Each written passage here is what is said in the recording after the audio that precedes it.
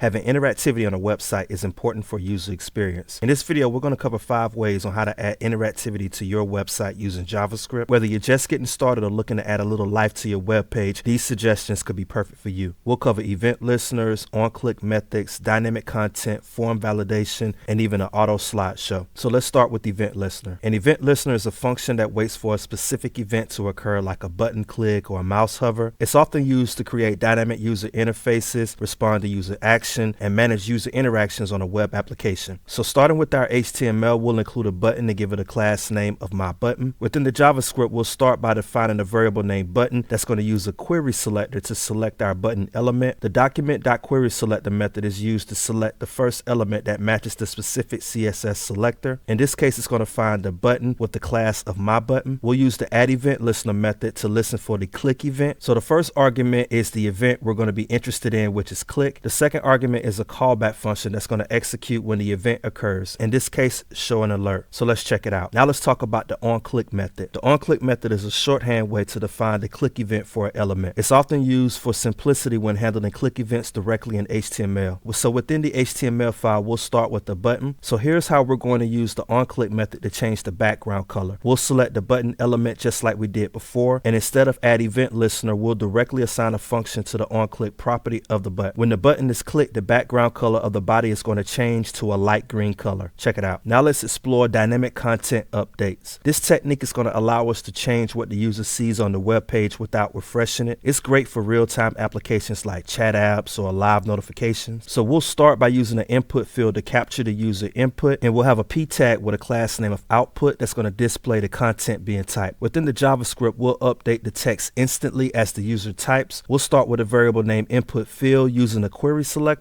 The input event is triggered every time the value of the input changes. We'll listen for this event and execute the callback function. Inside of that function, we're going to retrieve the current value of the input using input.value and update the content of the paragraph element with the class output. Let's check it out. Now let's move on to form validation. This is essential to ensure that the user enters the correct data before we submit the form. It's going to enhance the data integrity and improve the overall user experience. Certainly there are other approaches to provide validation. I just want to demonstrate how to do it using JavaScript. So we'll start with the form and give it a class name of my form. Within the form, the input is going to capture the user's email and the button will submit the request. The JavaScript is going to provide validation before we submit this request. So we'll have a variable named form that will use the query selector to capture my form. The form is going to listen for the submit event. Inside the callback function, we're going to prevent the default behavior of the form submission by using event.preventDefault. So we're going to create a function named isValidEmail, and it's going to be used to retrieve the email input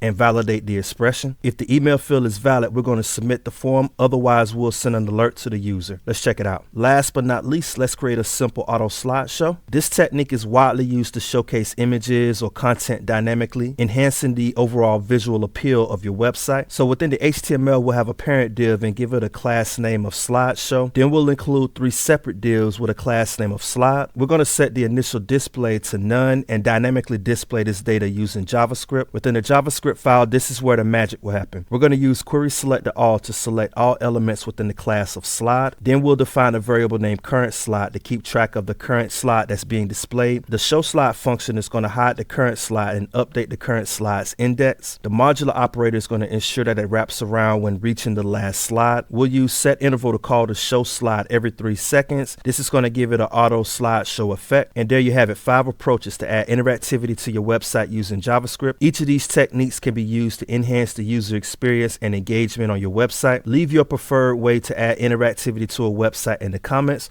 and also leave some suggestions there as well. I'll see you in the next video. Love you, man.